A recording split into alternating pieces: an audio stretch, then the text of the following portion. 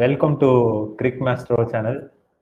மொதல் வீடியோவோட ஆகோபித்த ஏகோபித்த வரவேற்புல நாங்க 100 வியூ தான் போகணும்னு எதிர்பார்த்த இடத்துல 450 வியூ போனதுனால இப்ப 2வது வீடியோல வந்திருக்கோம் பாக்குறதுக்கு.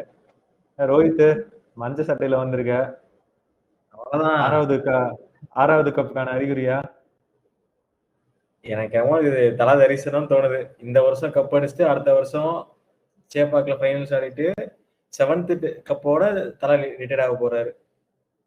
இதோ உங்களுக்காக 7வது கப் ஜெயிச்சுட்டேன், இன்னொரு வருஷம் 8வது கப் கிஃப்டா தரேன்ட்டு ஆடுவாரா? எனக்கு என்னன்னா 77 வயசு வரைக்கும் நினைக்கிறேன் 7ன்றதுக்கு வாய்ப்பு இருக்கு. அதான் இந்த 3 வருஷம் ஆடுவாருன்னு நினைக்கிறேன். ஏன்னா அடுத்த மெகா ஆக்ஷன் வரைக்கும் அண்ணன் பேர் வந்து லிஸ்ட்ல இருக்கும். ஏன்னா பேக்கப் கீப்பர் யாரும் எடுத்த மாதிரி தெரியல. எங்க டெவன் கான்வே சிஎஸ்கேக்கு வந்து தோனி தேவையில்ல, ஐபிஎலுக்கு தான் தோனி தேவை. அப்படியா? வழக்கமான கன்னி மாதிரியே பேசுறியடா. இந்த வீடியோல வந்து நம்ம சர்ப்ரைஸ் பிக்ஸ், சிலது தேவையில்லாத பிக்ஸ் எல்லாம் பார்க்க போறோம். இப்போ இது வரைக்கும் வந்து நம்ம சரி சிஎஸ்கேக்கு தான் நம்ம இதுக்கு முன்னாடி வீடியோ போட்டிருக்கோம். சிஎஸ்கேல இருந்தே ஆரம்பிச்சிடலாம். சிஎஸ்கேல சர்ப்ரைஸ் ஆன பிக் என்னது? நீ வந்துட்டு இதெல்லாம் தேவையே இல்லாத ஆணின்னு சொல்ற பிக் என்னது? ஒரு ஆன்சர் எல்லாருக்கும் தெரியும்னு நினைக்கிறேன். ஒருத்தரும் சொல்லுங்க. எனக்கு வந்து ரொம்ப சந்தோஷமா இருந்ததுன்னா சென்னை வந்து தீபக் சேகர் எடுக்காதது. நான் போன வீடியோல சொல்லியிருப்பேன், அவனை எடுக்காம இருந்தா நமக்கு வந்து சிறிதளவு வாய்ப்புகள் இருக்கு அப்படின்னு சொல்லியிருந்தேன்.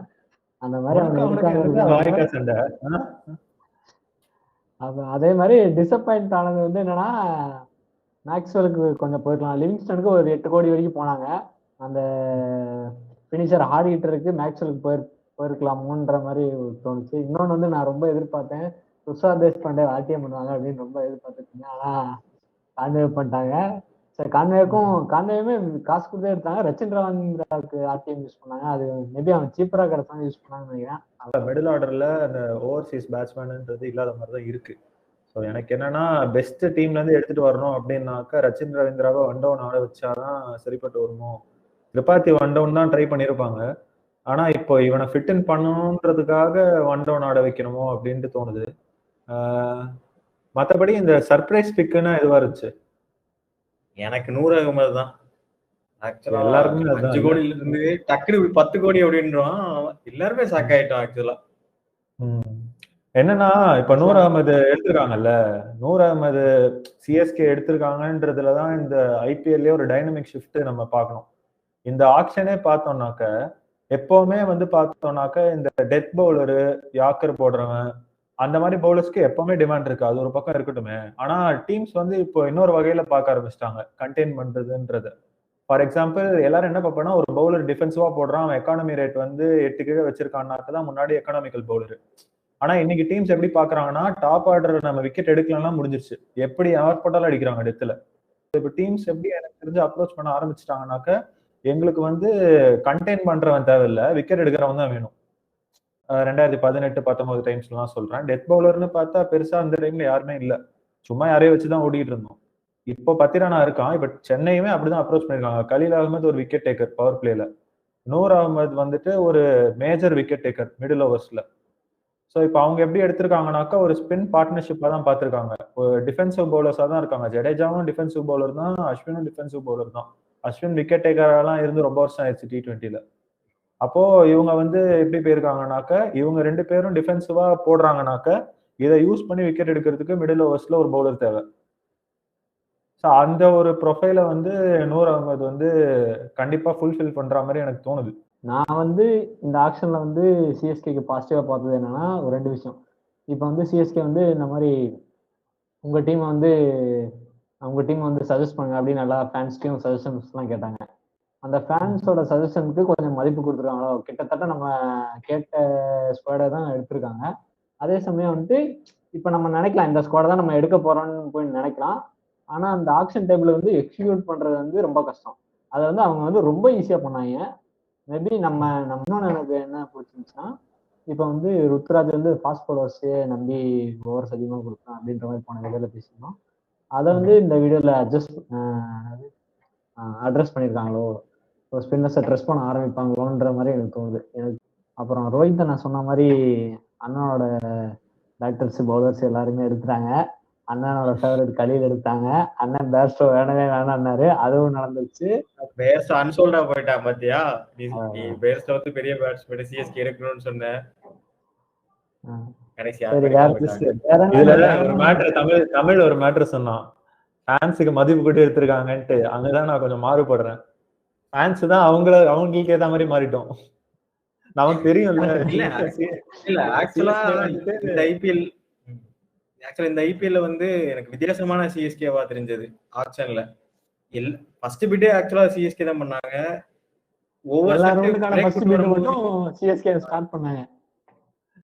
என்ன ஒரே ஒரு குறைனா, மிடில் ஆர்டர்ல பவர்ஃபுல் ஹிட்டர் வந்து நம்ம ஒரு ஃபாரின் பிளேயர் வந்து ஏதாவது இறக்கிடுவாங்க அப்படிங்கிற மாதிரி நம்பிட்டு இருந்தேன். ஸோ அந்த ஏரியா மட்டும் எனக்கு கொஞ்சம் வீக்கா தெரியுது. இந்தியன்ஸ் ட்ரெஸ் பண்ணிருக்காங்க. யார் அந்த பினிஷர் ரோல் இருக்க போறா அப்படின்னு தெரியல. தீபக் கூடாவா இல்ல அதான் ஒரு அன்கேப்டு யங்ஸ்டர் வச்சிருக்கோம்ல, விக்கெட் கீப்பிங் யங்ஸ்டர் ஒருத்தர். அவர்தான். அவரு கடைசி ஒரு ஓவருக்கு வந்து அடிக்கணும் அடிப்பாரு. அப்புறம் தோத்து போன மேட்ச்ல அடிப்பாரா? கிடையாது. நான் பெரிய கண்ணி.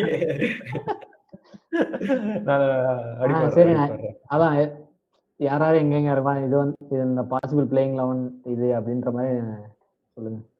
ருத்ராஜும் இவங்க காமெடி பண்ணாம போன வருஷம் மாதிரி ஏதாவது பண்ணாம இருக்கிற வரைக்கும் ருத்ராஜ் கான்வே ஓப்பனிங். ஸோ இப்போதைக்கு வந்து நம்ம 2 11 சொல்லலாம். பட் ஃபர்ஸ்ட் நம்ம ஒரு 11ல போவோம். ராகுல் திரிபாதி தான் ஒன் டவுன் ஆடுவான்ற மாதிரி தான் இருக்கு. டீமுக்கு பெஸ்டா அவுட்புட் வேணும்னாக்க சிஎஸ்கே எப்பவுமே வந்து அந்த ஃப்ளோட் பண்ணுவாங்க கொஞ்சம். டூபே வந்து 2 டவுனும் வருவான், 3 டவுனும் வருவான், ரைட் லெஃப்ட் நிறைய மெயின்டைன் பண்ணுவாங்க. தீபக் கூட 3 டவுன் வச்சுக்கோ. அப்போ ஜடேஜா 4 டவுனு, மீனிங் நம்பர் 6. நம்ம அன்கேப்டு யங்ஸ்டர் தான் நம்பர் 7. நம்பர் 8 வந்துட்டு Ashwin. Sam Curran. Number 8 Sam Curran. Number 9 Ashwin. Number 10 வந்துட்டு நம்மளோட கலீல் அகமது. நம்பர் 11 வந்து பத்திரானா. சோ இந்த மாதிரி 11 போயிட்டு 12 வந்து அன்ஷுல் கம்போஜ், நூர். அதுதான் சொல்றேன். இப்ப இந்த இடத்துல சாம்கரன் விளையாடுறோம். இப்ப நம்ம ஓவர்சீஸ்னு பார்த்தோம்னாக்கா கான்வே வந்துடுறான், பத்திரனா வந்துடுறான், சாம்கரன் வரான். 4வது வந்து இம்பாக்ட் சபா நூர் அகமதை வைக்கிறதுக்கு ஒரு பாசிபிலிட்டி இருக்கு. இல்ல, நான் என்ன நினைக்கிறேன்னா, இப்ப வந்து சென்னை மாதிரி ஹோம் கண்டிஷன்ஸ் ஆடும்போது 7/7 ஜெயிக்க பார்ப்பாங்க. அதுக்கு வந்து 3 ஸ்பின்னர்ஸ் ஆடுவாங்க. அஸ்வின், ஜட்டு, நூர் வந்து கன்ஃபார்மா ஸ்குவாட்ல இருப்பாங்க நினைக்கிறேன். இப்ப வந்து மேபி இல்ல, அப்படி இருந்தாலுமே நமக்கு எப்படி 6 பவுலிங் ஆப்ஷன்ஸ் வந்துடும். நம்ம கலீல் அகமதும் பத்திரானாவும் 2 ஃபாஸ்ட் இருக்காங்க. சாம்கரனும் is able to bowl fast. So வந்துட்டு எப்படியும் நம்மகிட்ட 6 பவுலர்ஸ், எல்லாருமே 4 ஓவர் போடக்கூடிய பவுலர்ஸ் இருப்பாங்க. அவங்க வந்து ரொட்டேஷன்ல வருவாங்க. மேபி நமக்கு அங்கங்க வேணும்னா மேபி ரச்சின் கூட 2 ஓவர்ஸ் போட வாய்ப்பு இருக்கு. பேக்கப்பும் கொஞ்சம் நல்லபடியா அட்ரஸ் பண்ணிருக்காங்கன்னு தோணுச்சு. இப்ப நம்ம போன டைமே சொன்னோம், ஏற்கனவே பத்திரானா இன்ஜூரி ப்ரோன்னால நட்ராஜனை எடுக்க பார்க்க மாட்டாங்கன்னு சொன்னோம். அது மாதிரிதான் நடந்துச்சு. நட்ராஜனுக்கு அவங்க போகல. ஸோ வந்து கலீல் அகமது போயிருவாங்க. இப்ப சப்போஸ் பத்திரானா இன்ஜுரி ஆனா அவனுக்கான ஃபாரின் ரீப்ளேஸ்மெண்ட் நாதன் எலிஸ் எடுத்து வச்சிருக்காங்க. அது ஒரு நல்ல இதாக தான் பாக்குறேன். சப்போஸ் கூட வந்து ஒரு 4-5 மேட்ச் ஃபயர் ஆகலன்னா அவனுக்கு பதில் மேபி விஜய் சங்கர் கூட அவங்க ட்ரை பண்ணலாம். இப்ப எனக்கு தெரிஞ்சு இப்ப நீ நூர் அகமது விளையாடணும், ரச்சின் ரவீந்திராவை ஒரு எக்ஸ் ஃபேக்டர்னு பாக்குறோம்னு வச்சுக்கோங்க. அந்த ஸ்டார்டிங்ல ஒரு ஃபயர் பவர் வேணும், ரச்சின் ரவீந்திராவை 1 டவுன்ல ஃபிட் பண்ணணும்னு ட்ரை பண்றாங்கன்னு வச்சுக்கோங்க. அப்ப என்ன பண்ணுவாங்கன்னாக்கா ஒரு அன்ஷுல் கம்போஜை நம்பி ஆட வைப்பாங்க. கலீல் அகமது, அன்ஷுல் கம்போஜையும் பவர் பிளேல போட விடுவாங்க சிஎஸ்கே. எனக்கு வந்து இந்த ஆக்ஷன்ல ரொம்ப பிடிச்சது வந்து அதான், நான் ஃபேன்ஸ் எக்ஸ்பெக்ட் பண்ணதை கொஞ்சம் மேக்ஸிமம் ரிப்ளிகேட் பண்ணாங்க, சீப்பர் பிரைஸ்ல வாங்கினாங்க. இன்னொன்று வந்து என்னன்னா, தமிழ்நாடு பிளேயர்ஸ் 4 பேர் வந்து ஸ்குவாட்ல இருக்காங்க. எப்பயுமே வந்துட்டு இந்த மாதிரி ஒரு பேடு இம்ப்ரெஷன் இருக்கும் சிஎஸ்கே பத்தி. எப்பயுமே குஜராத் தான் தமிழ்நாடு பிளேயர்ஸ் எடுக்கிறாங்க, அவங்க தமிழ்நாடு டீமா நீங்க தமிழ்நாடு டீமான்ற மாதிரி ஒரு டாக் இருக்கும். ஸோ வந்து அதை வந்து இந்த டைம் அட்ரஸ் பண்ணியிருக்காங்க. அது அவுட் ஆஃப் 100 சிஎஸ்கேவோட ஆக்ஷன் வந்து எவ்வளோ ரேட் பண்ணுவீங்க? ஓகே, நீ என்ன கேட்டனாக்க நான் ஒரு எப்பவுமே சிஎஸ்கே ஆக்ஷன் முடிச்சுட்டு பார்த்தா ஒரு ஸ்ட்ராங் இல்லாத டீமா தான் தெரியும் எப்பவுமே. அது டவுட்டே வேணாம். ஹோல்ஸ் இருக்கிற மாதிரி தான் தெரியும். இப்ப நம்மளே ஓப்பனா பார்த்து மற்ற டீமை கம்பேர் பண்ணி சொன்னோம்னா மிடில் ஆர்டர்ல ஓவர்சீஸ் ஹிட்டர் இல்ல, ஒரு இந்தியன் பேஸ் டெப்த் கொஞ்சம் எக்ஸ்பீரியன்ஸ் கம்மியா இருக்கு அப்படின்றது சிஎஸ்கேட்ட எப்பவுமே இருக்கிறது தான். இதெல்லாம் ஆஸ் அ நியூட்ரல் பர்சன் பார்த்தா இது ஒரு 100க்கு ஒரு 65 ஸ்குவாடா தான் தெரியும். But knowing how Chennai extract players out of the best out of players and சென்னையோட யூஸ்வல் டெம்ப்ளேட்டுக்கு இவங்கெல்லாம் ஃபிட் ஆகுறதுனால நான் ஒரு 70 கொடுப்பேன் 100க்கு. ஓகே, அதாவது நம்ம விக்கி வந்து 70 அவுட் ஆஃப் 100 கொடுத்துருக்கு. அதாவது 60 தான் கொடுக்கணும், ஆனால் அஸ் அ சிஎஸ்கே ஃபேனா அவ்வளோ கொடுக்குறேன் அப்படின்னு சொல்றாரு. நீங்க வந்து உங்களோட கமெண்ட்ஸ் வந்து கீழே மென்ஷன் பண்ணுங்க. அதை கேட்டா எனக்கு 2017 ஆக்ஷன் நடந்துச்சு நினைக்கிறேன், 2018 மெகா ஆக்ஷன் வச்சாங்கன்னு நினைக்கிறேன். அப்போ வந்து ஒரு ஹாப்பினஸ் இருந்தது. சரி, சேன வாட்ஸன் 57 இந்த மாதிரி பெரிய மாதிரி பிராவோ எடுத்துட்டாங்க, இந்த மாதிரி பெரிய பெரிய பிளேயரா எடுத்தாங்கன்னு ஒரு ஹாப்பினஸ் இருந்தது. அந்த மாதிரி எனக்கு இந்த டைமும் ஒரு ஃபீலிங் வந்துச்சு. ஓகே, அஸ்வின் அண்ணா எடுத்துட்டாங்க. ஏன்னா அஸ்வின் அண்ணாக்கு வீடியோவே போட்டாரு நினைங்க, எடுத்த உடனே எனக்கு ஹோம் கம்மிங் மாதிரி இருக்கு, சந்தோஷமா இருக்குன்ட்டு. அவருக்கு எவ்வளவு சந்தோஷமா இருக்கோ அவரோட ஃபேன்ஸ் ஆனா எங்களுக்கும் பயங்கர சந்தோஷமா இருக்கு. அதே மாதிரி நம்மளோட பழைய எக்ஸ் பிளேயர்ஸ்லாம் வரிசையா எடுத்தாங்க. அது போக புதுசா நூர் அகமது, திரிபாதி, அந்த மாதிரி நம்ம கலீல் அகமது கொஞ்சம் அன்எக்ஸ்பெக்டட் பிளேயரும் எடுத்தாங்க. ஸோ மிக்சர் சாப்பிடாம மிக்சர் ஆஃப் பிளேயர்ஸ் எடுத்ததுல எனக்கு ஆக்சுவலாக ரொம்பவே ஹாப்பியா இருந்தது. எனக்கு 2017 இருந்த ஃபீலிங் வந்து எனக்கு இந்த ஆக்ஷன்லயும் இருந்த மாதிரி இருந்தது. ஸோ ஹோப்ஃபுல்லி இந்த வருஷமும் கப்படிப்பாங்க நம்புறேன். ஸோ என்ன கேட்டால் நான் மிடில் ஆர்டர் ஹிட்டர் மட்டும் நான் எக்ஸ்பெக்ட் பண்ண வரல, பட் மற்றபடி நான் எக்ஸ்பெக்ட் பண்ண வர அதிகமாகவே கொடுத்த மாதிரி ஃபீல் ஆகுது. ஸோ நான் 90 கொடுப்பேன் ஆக்ஷனுக்கு. மேக்ஸிமம் எல்லா ஃபீல்டும் கவர் பண்ணிட்டாங்க. எனக்கு தெரிஞ்சு அந்த ஹிட்டர் மட்டும் கவர் பண்ணலையோன்னு தோணுது. மேபி சாம்கரன் அந்த ரோல் பண்ணா மேபி அதுவும் கூட ஃபில் ஆக வாய்ப்பு இருக்கு. ஆனா அது நடக்குமா என்னன்னு தெரியல. ஆனா நம்ம ஆன் பேப்பர் இருக்கிறத வச்சுதான் இப்ப ஸ்கோர் சொல்ல முடியும். I would like to give 75 out of 100. Okay, இப்போ சிஎஸ்கே பார்த்தாச்சு. அடுத்தபடியா வந்து நம்ம வந்து குஜராத் டைட்டன்ஸ், அங்கேயும் வந்து நிறைய தமிழ்நாடு பிளேயர்ஸ் இருக்காங்க. ஸோ அதையும் இந்த வீடியோல பார்த்துருவோம். ஆனா குஜராத் டைட்டன்ஸோட playing eleven, possible playing eleven எதுவா இருக்கும், அதுல என்ன சர்ப்ரைசஸ், யாரெல்லாம் குட் பிட்ஸ், யாரெல்லாம் பேட் பிட்ஸ், எந்தெந்த ஃபீல்டெல்லாம் அவங்க லேக் ஆனாங்க, இதை பத்தி சொல்லுங்க.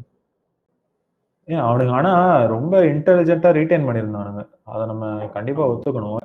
அதுல அவங்களோட டாப் ஆர்டர்ல 2 பிளேயர், 2 பேரும் 400ல இருந்து 500 ரன் ஒரு சீசனுக்கு அடிக்கிறதுக்கான கேலிபர் இருக்கிற பிளேயர்ஸ், 2 பவர் ஹிட்டர்ஸ். ஆக்சுவலா ரஷீத் கானை சேர்த்தா 3 பவர் ஹிட்டர்ஸ். ஸோ அவங்க ரிட்டன்ஷன் ரொம்ப நல்லா பண்ணி ஒரு 69 கோடி பர்ஸோட வந்திருந்தாங்க. 2 சர்ப்ரைஸ் எனக்கு இவங்களோட ஆக்ஷன் ஸ்ட்ராட்டஜி பார்க்கும்போது என்னவா இருந்துச்சுனாக்க, ஷமி மாதிரி ஒரு பிளேயருக்கு ரைட் டு மேட்ச் கார்டை அந்த பிரைஸ் பாயிண்ட்ல யூஸ் பண்ணாதது. ஏன்னா அந்த கிரவுண்ட்ல ஷமி நியூ பால்ல என்ன பண்ணுவான்றது, ஒரு சீம் பவுலர் என்ன பண்ணுவான்றது எல்லாருக்கும் தெரியும். இன்னொன்று வந்து வாஷிங்டன் சுந்தர் அவங்களுக்கு எப்படி 3.2 கோடியில கிடைக்க விட்டாங்க மற்ற டீம்ன்றது ரொம்ப சர்ப்ரைசிங்கா இருந்துச்சு. ஏன்னா அது வந்து நான் என்ன ரீசன் என்ன பாக்குறேன்னா, இப்போ வந்து இந்த ஆக்ஷன்ல வந்து இப்போ ஆல்ரவுண்டர்ஸ்க்கான தேடல் வந்து கம்மியாயிருச்சோ. ஏன்னா இந்த இம்பாக்ட் பிளேயர் ரூல்னால எனக்கு வந்து பவுலர்ஸ் கிடைச்சா போதும், எனக்கு பேட்டிங் பண்ணி பவுலிங் பண்ணும் அப்படின்ற இதெல்லாம் தேவையில்லை. எனக்கு பேட்டர்ஸ்னா பேட்டர்ஸ் இருந்தால் போதும், பவுலர்ஸ்னா பவுலர்ஸ் இருந்தால் போதும். அதான் 12 பேர் இருக்காங்க, அவங்க வச்சு நாங்கள் அதை அட்ஜஸ்ட் பண்ணிக்குவோம் அப்படின்னு டீம்ஸ் எல்லாம் நினைக்கிறாங்கன்னு நினைக்கிறேன். அதான் மேக்ஸிமம் எந்த ஆல்ரவுண்டருமே ஹை பிரைஸுக்கு போல. ஒன்று போனது வந்து இந்த ஸ்டார் பிளேயர்ஸ் மாதிரி ரிசர்வ் பண்ணிட்டு ஸ்ரேயஸ் ஐயர் போனாங்க, இல்லைன்னா பவுலர்ஸ் அஸ்வின், ரவாடா அவங்க மாதிரி போனாங்க. ஸோ வந்து அதனால மேபி அவங்க பெரிய பெரிய ஆல்ரவுண்டர் லிவிங்ஸ்டோனு, மேக்ஸ்வெல்லுமே நான் பயங்கரமா எக்ஸ்பெக்ட் பண்ணேன். அவங்களே கம்மியாக தான் எக்ஸ்பெக்ட் பண்ணாங்க. மேக்ஸ்வெல்லாம் 4 crore நான் பெரிய ஸ்டீல்னு தான் சொல்லுவேன். பட் என்னன்னா வாஷிங்டன் சுந்தர ஒரு பவுலிங் கமாடிட்டியாவே பார்க்கலாம்னு நினைக்கிறேன். ஏன்னா வந்து இந்தியாவில குவாலிட்டி ஆஃப் ஸ்பின்னர்ஸ்ன்னு இன்னைக்கு பார்த்தோம்னாக்க அஸ்வின் அப்படின்ற பேர் எடுத்துட்டோம்னாக்க வேற யார் சொல்ல முடியும்? வேற யாரும் இல்ல. மிஞ்சி போனா யார் ஞாபகம் வரும்? T20 ஆடுற பிளேயர்னு வச்சுப்போமே, அஸ்வினை தவிர வாஷிங்டன் சுந்தர், வேற யாரும் இருக்காது. ஒரு ஆல்ரவுண்டர்ன்ற கமாடிட்டி வந்துட்டு ஓகே ஒரு பக்கம் இருந்தாலுமே எனக்கு ஆல்ரவுண்டர் தேவைன்னு நினைச்சாலும் ஒரு ஆஃப் ஸ்பின்னரா பார்த்துருக்கலாம் அப்படின்றது எனக்கு தோணுச்சு. பிளஸ் இன்னொரு ஒரு ரீசன் நான் என்ன நினைக்கிறேன்னாக்கா, செகண்ட் டே ஆஃப் த ஆக்ஷன்ல வந்ததா கூட இருக்கலாம். எல்லாருமே பயங்கரமா செலவு பண்ணிட்டாங்க அவங்க காசை ஃபர்ஸ்ட் டேல. Okay, let's quickly go into the possible playing pool. Gill to open with Butler.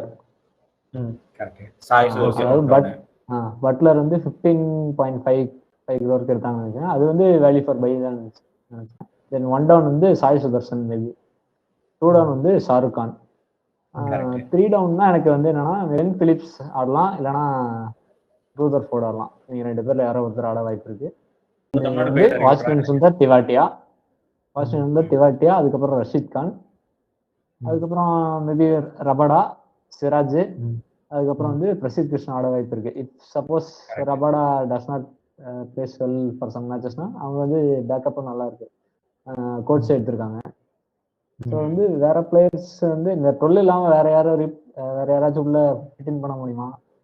Sai Kishore இருக்காரு, அர்ஷத் கான் ஃபினிஷர் இருக்காரு. சாய் கிஷோரை ஃபிட் இன் பண்ண முடியும். ஸோ சாய் கிஷோர் இவங்க ஃபிட் இன் பண்ணணும்னாக்க இவங்க வந்துட்டு இவங்களோட பேட்டிங் வீக் ஆயிடும். ஆக்சுவலா இவங்கள்ட்ட இருக்கிற ஒரு ப்ராப்ளம் வந்துட்டு அந்த மிடில் ஆர்டர், இப்போ நம்ம தெவாட்டியா ஒரு ஃபினிஷர்னு சொன்னாலுமே கொஞ்சம் வாஷிங்டன் சுந்தரையும் ஷாருக் கானும் எவ்வளோ இம்ப்ரூவ்டா வராங்க வித் பேட் அப்படின்றது இவங்களோட சக்சஸ்ல ஒரு கீ ஃபேக்டரா இருக்கும். ரொம்ப டாப் ஹெவியா தான் போயிருக்காங்க டீமை பாக்குறப்போ. ஸோ கொஞ்சம் ஃபிளெக்சிபிலிட்டியும் கம்மியா இருக்கிற மாதிரி இருக்கு. ஏன்னா இப்ப நீ சொன்ன 12 அவங்க ஸ்டார்ட் பண்ணாங்கன்னு வச்சுக்கிட்டாலுமே ரஷித் கான் வரைக்கும் பேட்டிங் இருக்குப்பா. ஆனா வந்துட்டு வாஷிங்டன் சுந்தர் ஷாருக் கானும் அன்ப்ரூவன் கமாடிட்டிஸ்னு சொல்றேன். With the bat with the ball கூட நீ அன்ப்ரூவன் கமாடிட்டிஸ் வச்சுக்கலாம். ஏன்னா உனக்கு வந்துட்டு பவுலிங் போடுறப்போ 24 சான்ஸ் இருக்கு போடுறதுக்கு. வித் த பேட் வந்துட்டு அப்படி போக முடியாது. பிளஸ் வாஷிங்டன் சுந்தர் ஆக்குபை பண்ணிட்டு இருக்கிற பொசிஷன் வந்து ஒரு குரூஷியலான பொசிஷன். ஒருவேளை இவங்க வித் த பேட் பெர்ஃபார்ம் பண்ணலனாக்க எனக்கு ஆப்ஷனே இல்லை இந்தியன் பேட்ஸ்மேன்ல. அதுதான் உண்மை. ஸோ அது அந்த ஸ்குவாடை பார்த்தா லிட்டரலா ஆப்ஷன் இல்லை. Bowling they are well covered. ஏன்னா பிரசித் கிருஷ்ணா இன்ஜுரி ப்ரோனு. அப்படி இன்ஜுரி ப்ரோண்டா இருக்கிற பிரசித் கிருஷ்ணாக்கு ஒரு ரீப்ளேஸ்மெண்டா கூட அவங்க ஒரு இஷாந்த் சர்மா எடுத்து வச்சிருக்காங்க. இவங்கள்ட்ட இன்னொரு மிகப்பெரிய சர்ப்ரைஸ்னா ஏன் இவங்க மில்லருக்கு ஆர்டிஎம் பண்ணல? மேபி ஷமி பண்ணலன்னு முடிவு பண்ணிட்டாங்க. நாங்க சிராஜ் தான் போறோம், பிரசித் கிருஷ்ணா போறோம்னு முடிவு பண்ணிட்டாங்க. நிறைய ஆப்ஷன்ஸ் இருந்தது இந்தியன் பேசஸ் கூட. அந்த பாயிண்ட்ல ஸ்டார்டிங்லேயே ஷமி போயிட்டாரு. ஸோ அதுக்கப்புறம் பாக்குறப்போ ஒரு பிரசித் கிருஷ்ணாவை எடுத்தாங்க, சிராஜ் எடுத்தாங்க. அப்படி எடுக்கலாலும் ஒரு முகேஷ் குமார் மாதிரி பிளேயர் கூட அவங்க ஹெவியா போயிருக்கலாம். ஆனா மில்லரை அவங்க ரீப்ளேஸ் பண்ணாதது ஒரு பெரிய வாய்டா தோணுது எனக்கு. ஜிடி பெரிய சக்சஸ் ஆக்ஷன் மாதிரி எனக்கு தெரியல. ரீடைன் ஆக்சுவலா சூப்பரா பண்ணாங்க. பட் ஆக்ஷன் பிக்ஸ் வந்து எனக்கு ஒரு அப்கிரேடா தெரியல. இப்போ டேவிட் மில்லருக்கு பதிலாக நான் ரூதர்ஃபோர்ட் எடுத்திருக்கேன் அப்படின்னு சொல்றாங்க. அது வந்து எனக்கு டவுன் கிரேட் மாதிரி தான் தெரியுது. ஈக்குவல்னு அவங்க மேபி ஜஸ்டிஸ் பண்ணலாம். எனக்கு வந்து பிலோ பார் ஆக்ஷனா தான் தெரியுது ஜிடிக்கு. எவ்வளவு ரேட் பண்ணுவீங்க சொல்லுங்க? அவுட் ஆஃப் 100 ரேட் வந்து ஒரு 55. ரொம்ப கராரான ஆளாச்சு.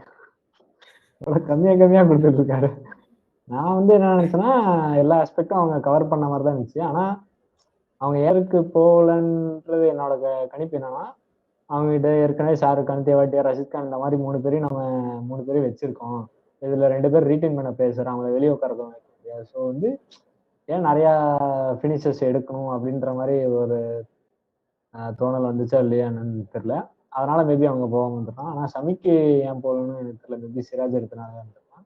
எனக்கு என்னன்னா டீம் வெல் பேலன்ஸா இருக்க மாதிரி இருக்கு. ஆனா சப்போஸ் அதான் அவர் சொன்ன மாதிரி தான் மிடில் ஆர்டர் வந்து ட்ரைடிங் டெஸ்டடா இல்லையோன்னு தோணுது. If suppose top order fails to பெர்ஃபார்ம்னா they will face the challenges. So வந்து அதனால அவங்க பவுலிங் லுக்ஸ் டீசன்ட். அதனால வந்து ஐ வில் கிவ் 70. ஆக்சுவலா என்னன்னா ஜிடி ஃபர்ஸ்ட் டைம் வரும்போது நம்ம இப்படிதான் நினைச்சோம்.